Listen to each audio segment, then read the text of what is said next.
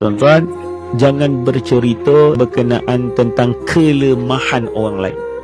Orang yang terlalu banyak bercerita berkenaan tentang aib, kelemahan orang, kekurangan orang, hakikatnya tuan-tuan, dia sedang bercakap berkenaan tentang diri.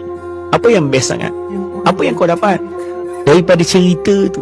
Bahkan kadang-kadang tuan-tuan takut besok apa yang kau cerita berkenaan tentang kelemahan seseorang itu akan sampai pula kepada kita. Banyak sangat bercerita pasal anak orang, besok anak kita yang kena.